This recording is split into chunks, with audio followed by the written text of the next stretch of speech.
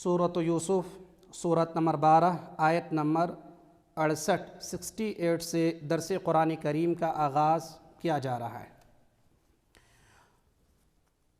वलम्मा दखलू मिन हैसु अमरहुम अबूहुम मा कान युगनी अन्हुम मिन अल्लाहि मिन शै इल्ला हाजतन फ़ी नफ्सि याक़ूब क़ज़ाहा व इन्नहु लज़ू इल्मिन लिमा अल्लमनाहु वलाकिन्न अक्सरन नासि ला यअलमून। जब वो उन्हीं रास्तों से जिनका हुक्म उनके वालिद ने उन्हें दिया था गए, कुछ ना था कि अल्लाह ने जो बात मुकर्रर कर दी है वो उससे उन्हें ज़रा भी बचा ले, मगर याकूब अलैहिस्सलाम के दिल में एक ख़याल पैदा हुआ जिसे उसने पूरा कर लिया। बिलाशुबा वो हमारे सिखलाए हुए इल्म का आलिम था, लेकिन अक्सर लोग नहीं जानते। इस आयत करीमा में अल्लाह रब्बुल आलमीन फरमा रहा है, उनके वालिद यानी याकूब अलैहिस्सलाम ने अपने बेटों को हुक्म दिया कि अगर आप दोबारा मिस्र जाना चाहते हैं, वहाँ से ग़िज़ा और खाने पीने की अशिया अगर आप लाना चाहते हैं, ठीक है, हम आपको इजाज़त देते हैं, लेकिन कुछ तदबीर इख्तियार कर लेना, मसलन अलग अलग दरवाज़े से दाखिल होना। और फिर यहाँ ये भी बताया, मगर अल्लाह रब्बुल आलमीन ने अगर तकदीर में जो बात लिख दी है हम उस पर मुआख़ज़ा नहीं करें, क्योंकि अल्लाह रब्बुल आलमीन ने जो तकदीर में बातें लिख दी वो होके रहेगा। इसमें हमारे समझाने या कहने से कोई मसला नहीं, इल्ला ये कि आप तदबीर इख्तियार करना, कुछ चीज़ें जो है उसका ख्याल रखना। वो कहा कि ये मेरे दिल में बातें थी जो मैंने आपके गोशो गुजार कर दिया, मैंने बतला दिया। जब वो उन्हीं रास्तों से जिनका हुक्म उनके वालिद ने उन्हें दिया था गए, निकले, कुछ ना था कि अल्लाह ने जो बात मुकर्रर कर दी है वो उससे उन्हें ज़रा भी बचा ले। अल्लाह ने जो बात लिख दी है किसी भी इंसान के लिए कोई भी नहीं है कि उससे बचा ले, चाहे वो नक्षत्र हो, चाहे वो पीर हो, चाहे वो फ़कीर हो, चाहे वो आलिम हो, कोई भी हो, चाहे जदीद अशिया और टेक्नोलॉजी उनके पास मौजूद हो, लेकिन अल्लाह रब्बुल आलमीन ने जो बात लिख दी है, जो मुकर्रर फरमा दी है, दुनिया की कोई हस्ती नहीं है कि वो उस तकदीर को टाल दे और उससे अलग कोई काम कर ले जाए, मुमकिन नहीं। मगर याकूब अलैहिस्सलाम के दिल में ख्याल पैदा हुआ जिसे उसने पूरा कर लिया। बिलाशुबा वो हमारे सिखलाए हुए इल्म का आलिम था, लेकिन अक्सर लोग नहीं जानते। वलम्मा दखलू अला यूसुफ आवा इलैहि अखाहु क़ाल इन्नी अना अखूक फला तब्तइस बिमा कानू यअमलून। ये सब जब यूसुफ के पास पहुँच गए तो उसने अपने भाई को अपने पास बैठा लिया और कहा, मैं तेरा भाई यूसुफ हूँ, बस ये जो कुछ करते रहे उसका कुछ भी रंज ना कर। पहली दफ़ा जब आए तो खूब मालो दौलत दिया, खूब ग़िज़ा दिए यूसुफ अलैहिस्सलाम ने, और ये फिर कनान आए और फिर दोबारा जब देखा कि बादशाह या वहाँ के अजीज़ मिस्र खूब उनकी जो है मेहमान नवाजी कर रहे हैं या खूब दे रहे हैं, तो दोबारा वो लोग वापस आए फिर लेने के लिए, और अपने छोटे भाई को बिन्यामीन को अपने साथ लेके आया। और जब यूसुफ अलैहिस्सलाम के पास पहुँचे कि देखा ये मेरा छोटा भाई है, तो कहा कि मेरे साथ बहुत से मसाइल पेश आए, मैं सब्र किया और मैं यहाँ तक पहुँचा हूँ, आपको इस पर गम और फिक्र करना नहीं है। और यूसुफ अलैहिस्सलाम ने यह भी फरमाया कि हो सकता है कि मैं आपको रोक लूँ किसी बहाने से। ये सब जब यूसुफ के पास पहुँच गए तो उसने अपने भाई को अपने पास बैठा लिया और कहा, मैं तेरा भाई यूसुफ हूँ, बस ये जो कुछ करते रहे उसका कुछ रंज न कर। बाज़ मुफस्सिरीन कहते हैं कि दो दो आदमियों को एक एक कमरे में ठहराया गया। यूँ बिन्यामीन जब अकेले रह गए तो यूसुफ अलैहिस्सलाम ने उन्हें तन्हा अलग एक कमरे में रखा और फिर खलवत में उनसे बातें की और उन्हें पिछली बातें बतला कर कहा कि उन भाइयों ने मेरे साथ जो कुछ किया उस पर रंज न कर اور بعض کہتے ہیں بنیامین کو روکنے کے لیے جو حیلہ اختیار کرنا تھا اس سے بھی انہیں آگاہ کر دیا تھا تاکہ وہ پریشان نہ ہو سکتا ہے ایک کمرے میں دو کے بجائے 5 رکھا ہو، واللہ عالم۔ یہ تو تفسیری گفتگو ہے جس پر مفسرین نے بحث کی ہے۔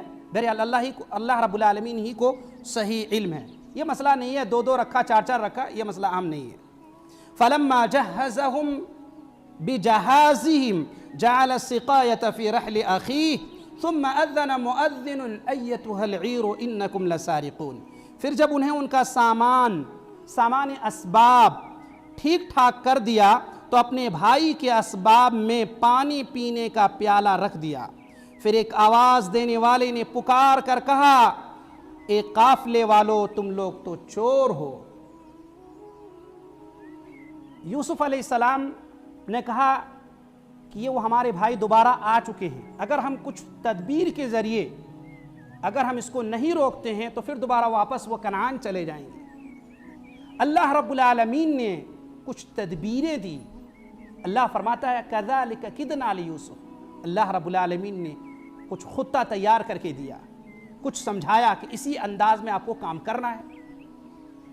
بہرحال بادشاہ کا پیالہ، پانی پینے کا پیالہ، قیمتی پیالہ اپنے بھائی کے بوریے میں رکھوا دیا، رکھنے والے نے اس کو رکھ دیا چھپا کر کے۔ پھر جب انہیں ان کا سامان اسباب ٹھیک ٹھاک کر کے دیا تو اپنے بھائی کے اسباب میں پانی پینے کا پیالہ رکھ دیا۔ پھر ایک آواز دینے والے نے پکار کر کہا، ثم اذن مؤذن، ایک آواز لگانے والے نے آواز لگائی، کیا؟ ایتھا العیر، اے قافلے والو، انکم لسارقون، بے شک تم لوگ چور ہو۔ قالوا واقبلوا علیہم ماذا تفقدون، انہوں نے ان کی طرف منہ پھیر کر کہا تمہاری کیا چیز کھو گئی ہے۔ اب اگر کوئی آدمی جانے لگے، اپنا سامان لے کر کے جا رہے تھے، راستے میں جیسے ہی وہ لوگ نکلے کچھ دور گئے ہوں گے، فَأَذَّنَ مُؤَذِّنٌ، آواز لگانے والے نے آواز لگائی کہ کون ہے جو بادشاہ کا پیالہ چوری کر کے بھاگ رہا ہے؟ اے چور، اے چور، قافلے کے لوگوں رک جاؤ۔ وہ متوجہ ہوتے ہیں ان کی جانب، قالوا واقبلوا علیہم ماذا تفقدون، کیا معاملہ ہے؟ ان کی طرف متوجہ ہوئے اور کہا تمہاری کیا چیز کھو گئی ہے؟ قالوا نفقد صواع الملک ولمن جاء به حمل بعیر وانا به زعیم، جواب دیا کہ شاہی پیمانہ گم ہے، جو اسے لے آئے اسے ایک اونٹ کے بوجھ کا غلہ ملے گا، اس وعدے کا میں ضامن ہوں، ذمہ دار ہوں، گارنٹی لیتا ہوں۔ ایک آواز لگانے والے نے آواز لگائی کہ بادشاہ کا پینے کا جو پیالہ تھا، قیمتی پیالہ، سونے کا، چاندی کا قیمتی پیالہ جو بھی رہا ہو، گم ہو گیا ہے۔ کون ہے جو بادشاہ کے پیالے کو چوری کر کے بھاگ رہا ہے؟ ان لوگوں نے کہا ہم تو چور نہیں ہیں، آپ ہمارے اوپر چوری کا الزام کیوں لگا رہے ہیں؟ کیا معاملہ ہے بتاؤ؟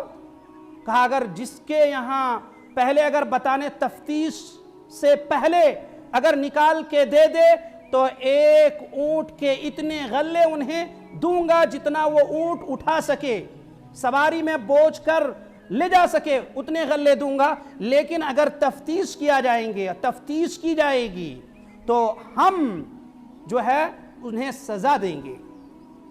پہلی بات تو کہا قالوا نفقد صواع الملک ولمن جاء به حمل بعیر وانا به زعیم، جواب دیا کہ شاہی پیمانہ گم ہے، جو اسے لے آئے اسے ایک اونٹ کے بوجھ کا غلہ ملے گا، اس وعدے کا میں ضامن ہوں۔ قالوا تاللہ لقد علمتم ما جئنا لنفسد فی الارض وما كنا سارقین، انہوں نے کہا اللہ کی قسم تم کو خوب علم ہے کہ ہم ملک میں فساد پھیلانے کے لیے نہیں آئے ہیں اور نہ ہم چور ہیں۔ اس وعدے میں یوسف علیہ السلام کے اخوان اس جگہ پر سچے ہیں، نہ ہی وہ چوری کیے ہیں اور نہ ہی زمین پر فساد پھیلانے کے لیے آئے تھے، بالکل صحیح ہے۔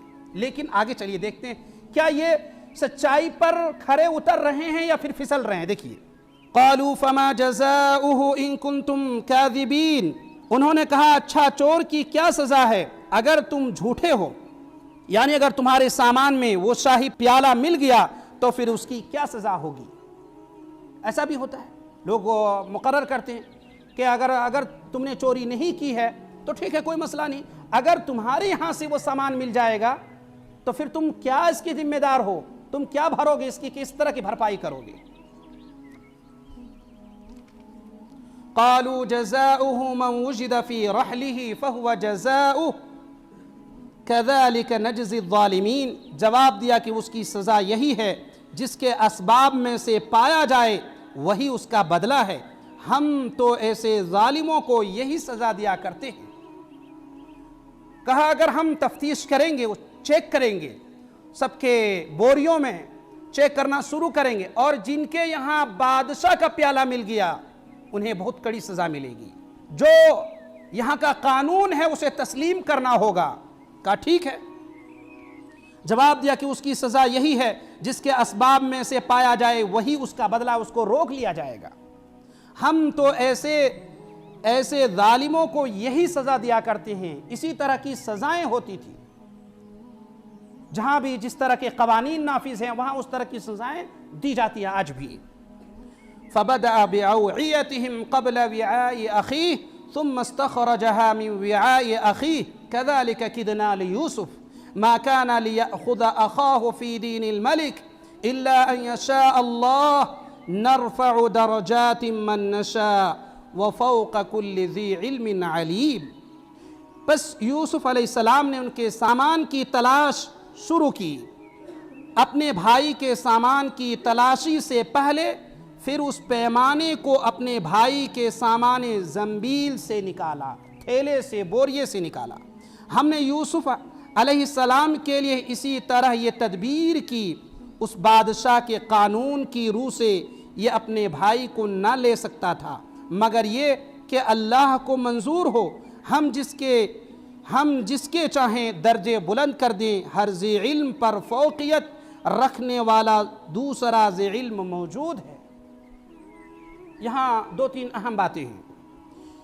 تلاشی لی جانے لگی، تفتیش کی جانے لگی، اور یوسف علیہ السلام کے حکم سے چیک کیا جانے لگا، تو اپنے چھوٹے بھائی کے بوریے میں چیک کرنے سے پہلے، ان کے سامان میں چیک کرنے سے پہلے دوسرے لوگوں کی شروعات کی، تاکہ یہ خدشہ نہیں ہو، یہ نہ لگے کہ یہ پلاننگ کے تحت کیا جا رہا ہے۔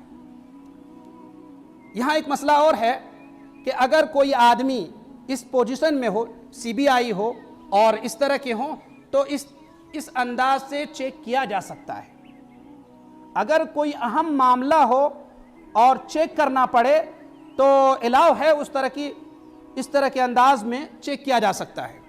بس یوسف نے ان کے سامان کی تلاش شروع کی، اپنے بھائی کے سامان کی تلاشی سے پہلے، پھر اس پیمانہ کو اپنے بھائی کے سامان زنبیل سے نکالا، اس تھیلے سے نکالا، اس بوریے سے نکالا۔ ہم نے یوسف کے لیے اسی طرح یہ تدبیر کی۔ اللہ فرماتا ہے ہم نے یہ خطہ تیار کر کے ان کو دیا، ہم نے یہ تدبیر کر کے دیا، ہم نے ان کے لیے آسانیاں فرما دیا، ہم نے ان کے لیے سبیل کو، راستے کو ہموار کر دیا کہ اسی طرح کو کرنا ہے۔ یوسف علیہ السلام اسی طرح حکم دیے کہ اسی طرح سے کام کرو۔ اس بادشاہ کے قانون کی روح سے یہ اپنے بھائی کو نہ لے سکتا تھا۔ اب معاملہ گمبھیر ہو گیا، تفتیش کی اور سامان بنیامین کے بوریے سے نکل آیا، بادشاہ کا پیالہ، پیمانہ اور وہ چیزیں جس سے ناپا جاتا ہو، یا پھر بادشاہ کے پینے کا وہ پیالہ تھا یا بادشاہ کا وہ پیالہ تھا۔ جب مل گیا تو اب ان لوگوں نے کہا کہ ہمارے یہاں اگر ان کے بھائیوں نے کہا کہ اگر ہم میں سے، ہمارے بھائیوں میں سے، ہمارے قافلے والوں میں سے کسی کے بوریے میں، کسی کے سامان میں اگر بادشاہ کا پیالہ مل جائے تو جو کہیں ہم ماننے کے لیے تیار ہیں۔ کہا ٹھیک ہے، اس کی سزا یہی ہوگی۔ ان لوگوں نے کہا کہ آپ جس کے بوریے میں سے اگر بادشاہ کا کٹورا مل جائے، آپ اس کو جو مرضی کر لیجئے، رکھ لیجئے، جو سزائیں دینی ہو اس کو سزا دے دیجئے، ہم اس میں کچھ بھی نہیں کہیں گے۔ کہا ٹھیک ہے۔ دیکھا کہ بنیامین کے سامان میں بادشاہ کا پیالہ مل گیا۔ اللہ فرماتا ہے کہ ہم نے یہی طریقہ یوسف علیہ السلام کو بتلایا تھا کہ اسی طریقے سے کام کرنا ہے۔ اس بادشاہ کے قانون کی روح سے یہ اپنے بھائی کو نہ لے سکتا تھا مگر یہ کہ اللہ کو منظور ہو۔ ہم جس کے چاہیں درجے بلند کر دیں، ہر ذی علم پر فوقیت رکھنے والا دوسرا ذی علم موجود ہے۔ یہاں ایک اہم مسئلہ ہے۔ اللہ رب العالمین فرماتا ہے ہم جس کے درجے بلند کرنا چاہیں کر سکتے ہیں، اس کے لیے کوئی ضروری نہیں ہو کہ بہت ہی پروسیس سے گزرے۔ اللہ رب العالمین جس کو اپنا مقام دینا چاہے، اللہ رب العالمین جس کو عظیم مقام پر فائز کرنا چاہے، اس کے لیے ضروری نہیں کہ ہر پروسیس سے وہ گزرے۔ اللہ فرماتا ہے ہم جسے چاہیں عظیم مقام دے سکتے ہیں۔ پتہ یہ چلا اللہ رب العالمین جسے چاہے دنیا میں بھی عظیم مقام اور مرتبے پر فائز کر سکتا ہے۔ اور پھر یہاں ایک مسئلہ اور بتلایا ہے، نرفع درجات من نشاء وفوق كل ذی علم علیم۔ ہر علم والے کے اوپر ایک علم والا موجود ہے۔ کوئی بھی آدمی یہ خام خیالی میں نہ رہے کہ بس بھائی سب سے بڑا عالم تو اس علاقے کا میں ہی ہوں، قرآن و حدیث کا علم رکھنے والا سب سے بڑا عالم تو میں ہی ہوں، اپنے اس علاقے میں اپنے علاوہ نعوذ باللہ کسی کو نہیں دیکھتا ہوں، تو یہ ان کی وہم ہے، خام خیالی ہے، یہ غلط راستے پہ جا رہا ہے۔ کیونکہ اللہ فرماتا ہے ہر علم والے کے اوپر ایک بڑا علم والا موجود ہے، کوئی بھی دعویٰ نہیں کر سکتا ہے۔ اسی لیے کوئی آدمی یہ دعویٰ نہ کرے، یہ ان کی بھول ہے کہ یہ کہے کہ ہم سب سے عظیم ہیں، ہم سب سے اوپر ہیں، ہم سب سے ماہر ہیں۔ نہیں، اللہ کو یہ پسند نہیں ہے۔ اللہ رب العالمین نے اس کائنات کو اس انداز سے بنایا ہے کہ یہاں ہر علم والے ایک دوسرے کے اوپر فوقیت رکھتا ہے، مقام اور مرتبہ رکھتا ہے۔ ایک سے ایک پڑھے لکھے لوگ ہیں، اپنے اپنے فن میں ماہر ہیں۔ آج کتنے ایسے علوم و فنون ہمارے سامنے موجود ہیں، پہلے اتنے علوم و فنون موجود نہیں تھے۔ ایک ایک کیٹیگری میں پڑھائی ہو رہی، ایک ایک شعبے میں سالوں سال اس پر ریسرچ کیا جا رہا ہے، پڑھائی ہو رہی ہے۔ ڈاکٹر کے فیکلٹی ہیں، انجینئر کے ہیں، علم کے ہیں، سائنس کے ہیں، ٹیکنالوجی کے ہیں، بہت سارے علوم کے جو ہیں شعبے قائم ہیں۔ اس لیے کوئی آدمی نہ کہے سب علم میرے پاس ہی موجود ہے، نعوذ باللہ۔ آپ کو معلوم ہے اللہ کے نبی صلی اللہ علیہ وسلم کے زمانے میں ایک واقعہ پیش آیا۔ جابر بن عبداللہ رضی اللہ عنہ بیان کرتے ہیں کہ ہم لوگ ایک سفر میں تھے، چند لوگ صحابہ اکرام موجود تھے، ان میں سے ایک صحابی کو زخم لگا پتھر سے سر پر، یا زخم تھا سر پر۔ یہ سنن نبی داؤد کی حدیث ہے، سنن ابن ماجہ میں یہ حدیث موجود ہے، مسند امام احمد میں یہ حدیث موجود ہے۔ جابر بن عبداللہ رضی اللہ عنہ بیان کرتے ہیں کہ ہم لوگ ایک سفر میں تھے اور ہم میں سے، ہمارے ساتھی میں سے ایک کو زخم لگا ہوا تھا سر پر، بعض میں ہے حجر کی وجہ سے، پتھر سے۔ کہتے ہیں کہ اسی ایام میں، اسی رات میں، اسی دن اسے احتلام ہو گیا، اور پھر اپنے دوسرے ساتھی سے سوال کرتے ہیں کہ کیا میرے لیے کوئی رخصت ہے؟ جس سے سوال کیا گیا تھا، اس صحابی سے، جس صحابی سے سوال کیا گیا تھا، اس نے کہا کوئی رخصت نہیں ہے، یعنی کوئی رخصت نہیں ہے، اس میں آپ تیمم نہیں کر سکتے، اس میں غسل کرنا ضروری ہے۔ بہرحال وہ صحابی رسول غسل کرتے ہیں اور کچھ ہی دیر کے بعد وہ انتقال ہو جاتے ہیں۔ جب یہ معاملہ اللہ کے نبی صلی اللہ علیہ وسلم کے پاس پہنچتا ہے، خبر دی گئی، یہ خبر پہنچائی گئی کہ اللہ کے نبی صلی اللہ علیہ وسلم یہ حادثہ، یہ واقعہ پیش آیا ہے۔ اللہ کے نبی صلی اللہ علیہ وسلم سنتے ہیں، اور آپ صلی اللہ علیہ وسلم سننے کے بعد فرماتے ہیں قتلوہ، اس نے قتل کر دیا، اس نے اس کو مار ڈالا، قتلہم اللہ، اللہ اسے ہلاک کرے، اللہ اسے برباد کرے۔ پھر اللہ کے نبی صلی اللہ علیہ وسلم فرماتے ہیں الا سألوہ اذ لم یعلموا، اگر اس کو اس مسئلے کے بارے میں علم نہیں تھا تو پوچھ لیتے جاننے والے سے، کیوں نہیں پوچھ لیا اگر وہ نہیں جانتے تھے؟ پتہ یہ چلا میرے بھائی کہ ہر علم والے کے اوپر علم والے موجود ہیں. اللہ کے نبی صلی اللہ علیہ وسلم نے فرمایا تم لوگوں نے اس کو جان بوجھ کر کے مار ڈالا.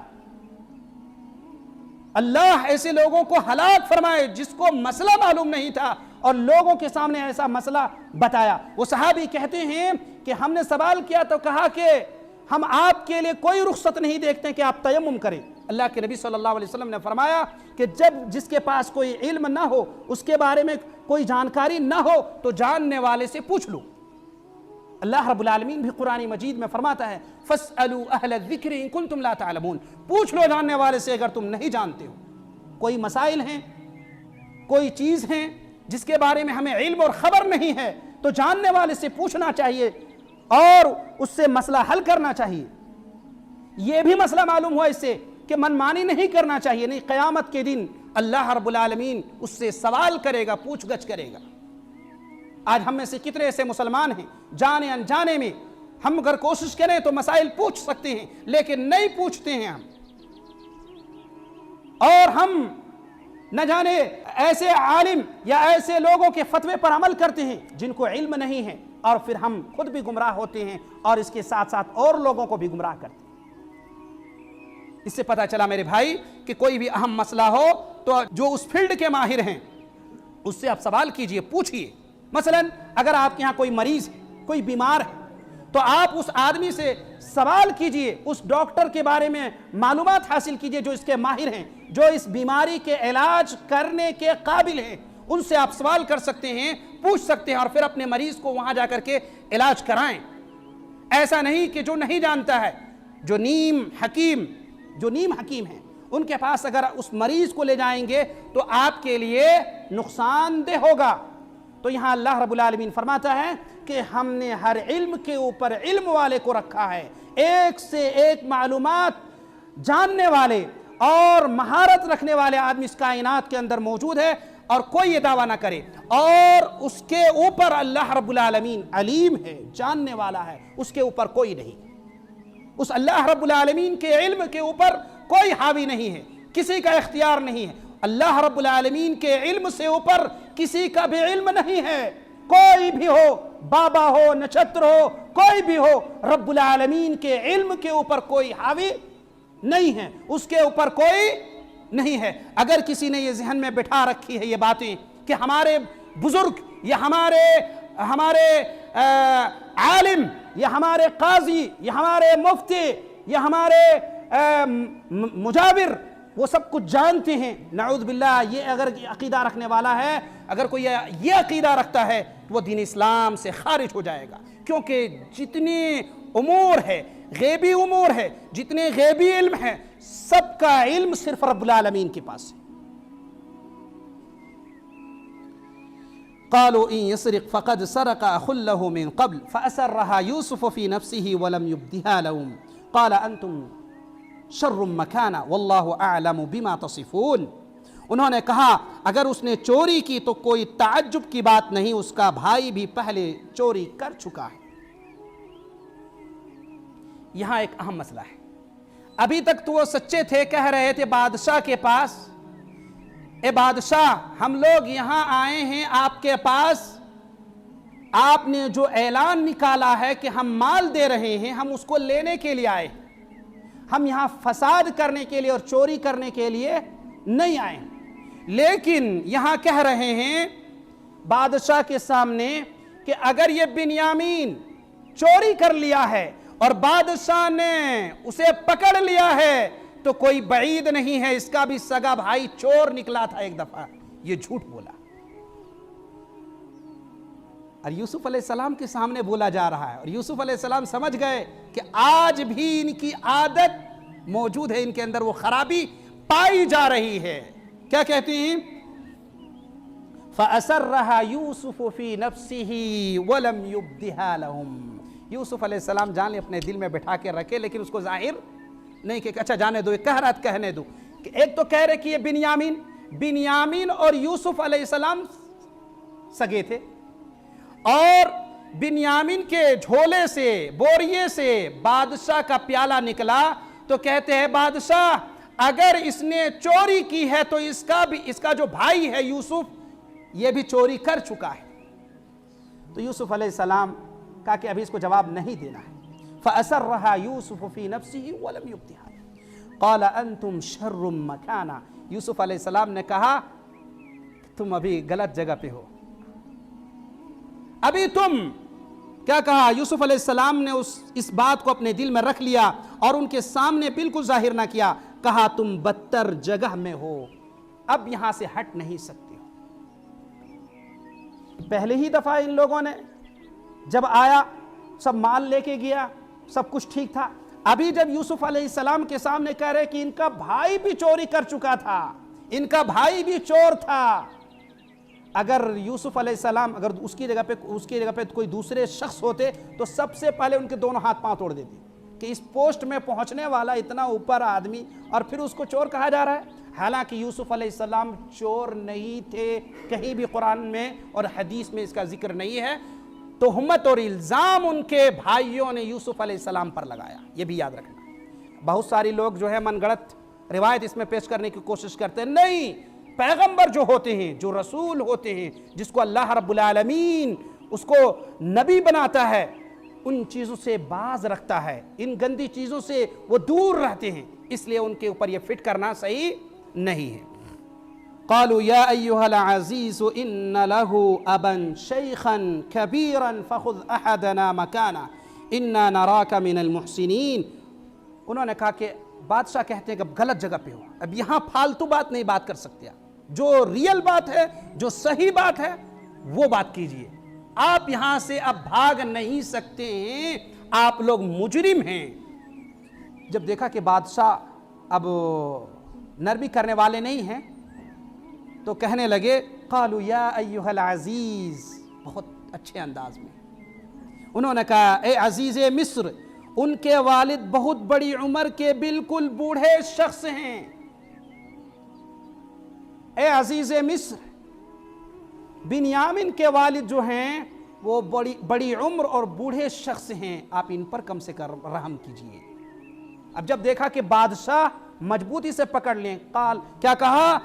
قال انتم شر مکانا، اب اس وقت تم غلط جگہ پہ کھڑے ہو، تمہارا روٹ غلط ہے، اب یہاں سے بھاگ نہیں سکتے، اب یہاں تمہیں سزائیں ملے گی، ہم نے تم کو مضبوطی سے تھام لیا اس بنیاد پر جو اللہ نے مجھے تعلیم دی تھی، ہم نے اس تعلیم کی بنیاد پر اور اللہ رب العالمین کے سکھلائے ہوئے طریقے پر تم اس جگہ پہ اب پہنچ چکے ہو، اب کوئی بھاگ نہیں سکتے۔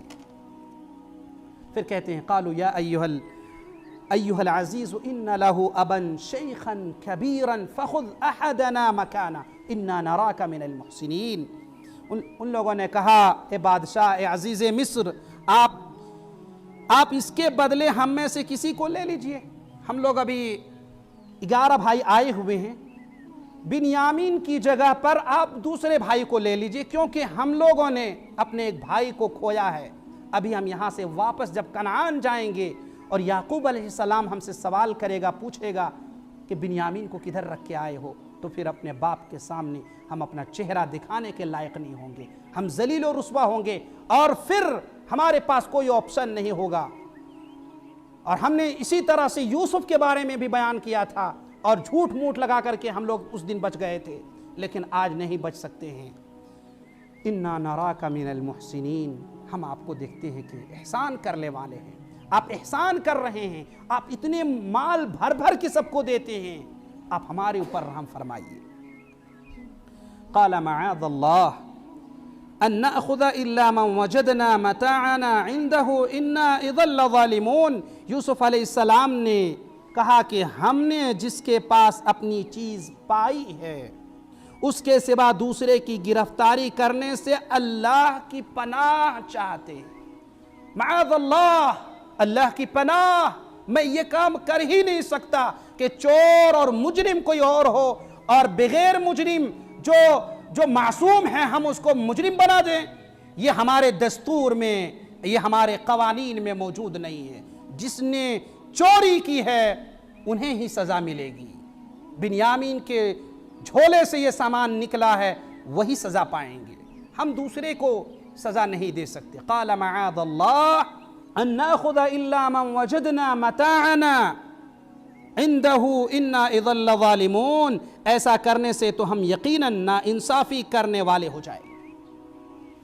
یہ بھی یاد رکھیے، آج بہت سارے لوگ ہیں، جرم کوئی اور کرتا ہے، سزائیں ان کی اولاد پاتی ہیں، ان کے گھر بلڈوزر چلا دیے جاتے ہیں، انہیں سزائیں دی جاتی ہیں، پورے خاندان کو سزائیں دی جاتی ہیں۔ یہ کیسا قانون؟ جرم کسی نے کیا ہے تو سزا بھی انہی کو ملنی چاہیے۔ اگر مجرم وہ نہیں ہے تو پھر کس بنیاد پہ اسے سزا دی جا رہی ہے؟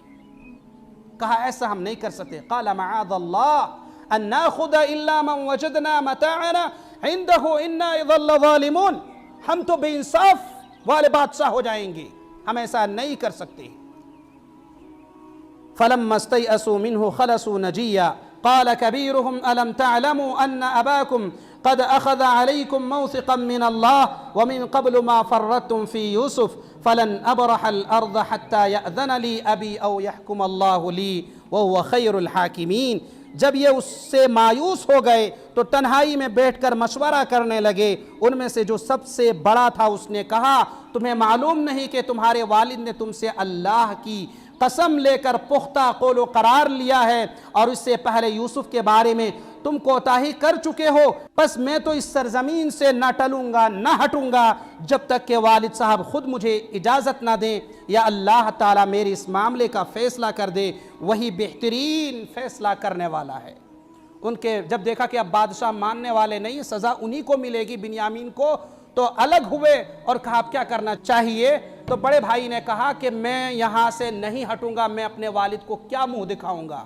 اس سے پہلے بھی ہم مجرم ہیں اپنے والد کے، ہم جھوٹ موٹ کے بول کر کے پار ہو گئے، لیکن اب دوبارہ ہم جب کنعان پہنچیں گے یعقوب علیہ السلام ہم سے سوال کریں گے تو ہمارے پاس کوئی جواب نہیں ہوگا، آپ لوگ کو جانا ہے چلے جائیے، میں یہاں سے جانے والا نہیں ہوں۔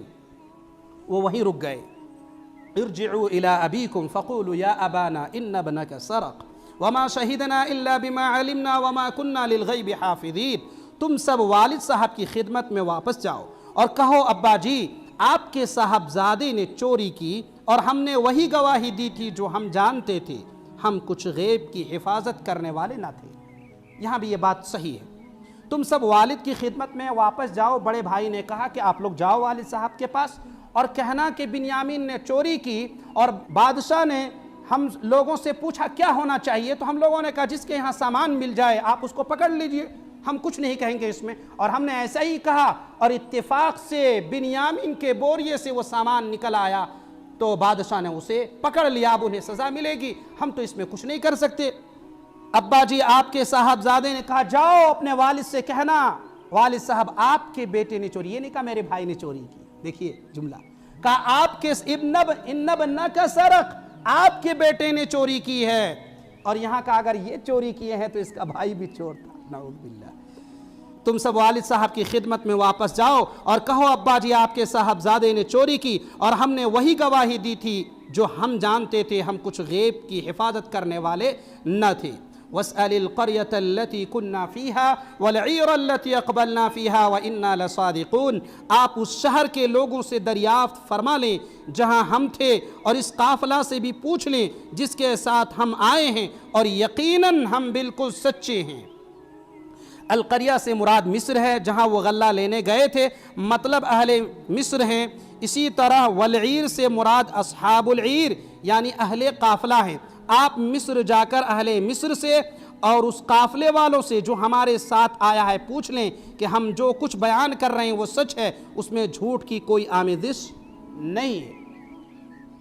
قال بل سولت لكم انفسكم امرا فصبر جمیل عسى الله ان يأتيني بهم جميعا انه هو العلیم الحکیم۔ یعقوب علیہ السلام کی اولاد پھر واپس کنعان پہنچے تو یعقوب علیہ السلام کے پاس یہ ساری تفصیلات رکھ دی اور کہا کہ بنیامین نے چوری کی تھی، ہم نے اس کو چھوڑ آیا ہے اور ہم نے جو کچھ دیکھا سنا ہم نے اسی حساب سے گواہی دی، اور ہم لوگ عالم الغیب تو تھے نہیں کہ ہم لوگ پہلے سے جان لیتے اور اس سے ہم بچا لیتے، ایسا نہیں ہو سکتا تھا، اس لیے ہم ایسا کر بھی نہیں پائے۔ اور اگر آپ کو شک لگتا ہے تو ہمارے ساتھ جو لوگ قافلے والے گئے تھے اور بھی لوگوں سے پوچھ لیجئے، آپ اہل مصر سے پوچھ لیجئے اور وہاں کے لوگوں سے بھی جا کے آپ پوچھ لیجئے۔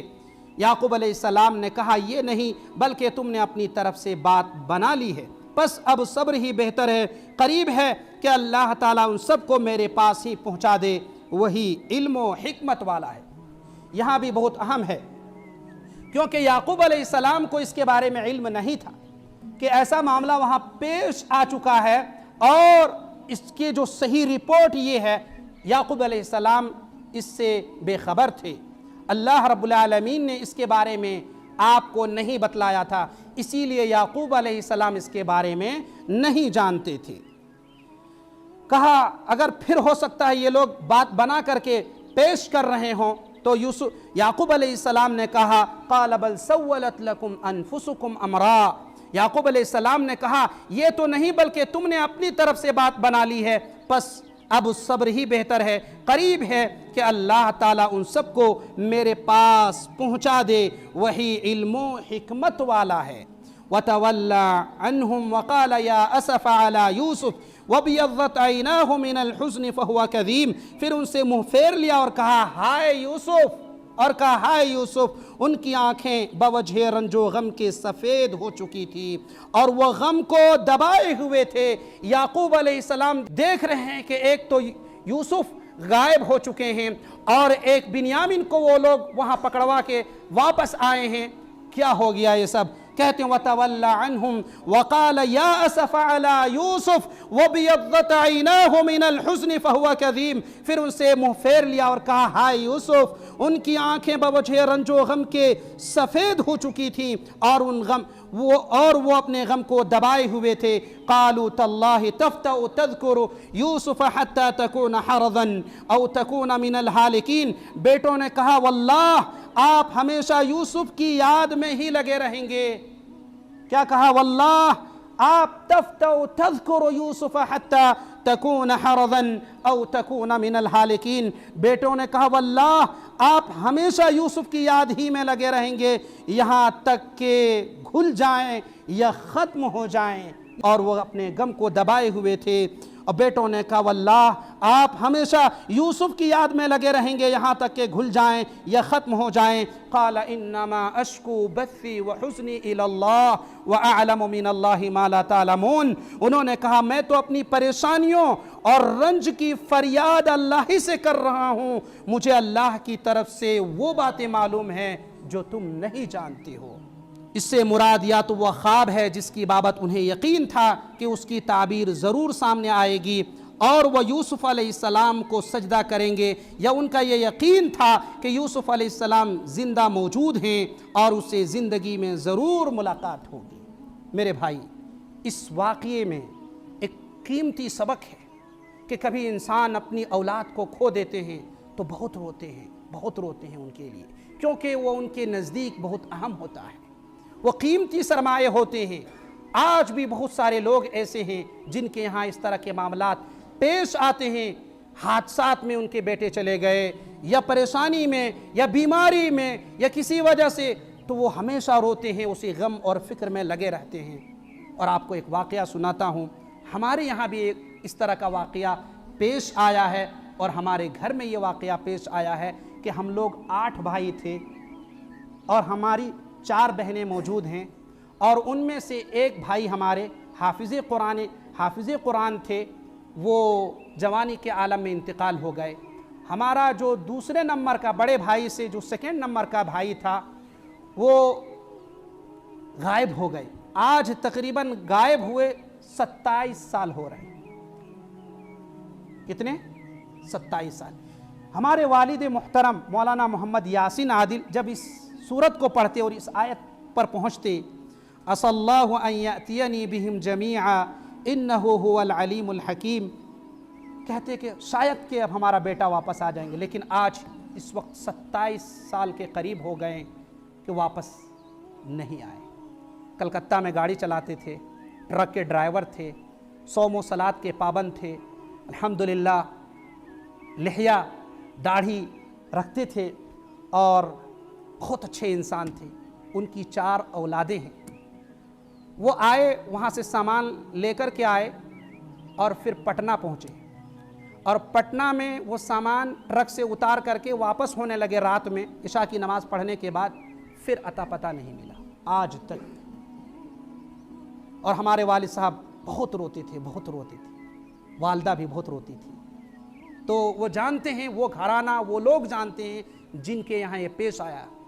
ہمارے والد صاحب نے ٹیلی ویژن میں دیا، ریڈیو میں دیا، اخباروں میں دیا، جہاں تک ہو سکتا تھا وہاں تک کوشش کیے، وہاں تک گئے، لیکن ہو سکتا ہے کہ وہی مالک جو گاڑی کے مالک تھے اسی کا یہ کارنامہ ہو۔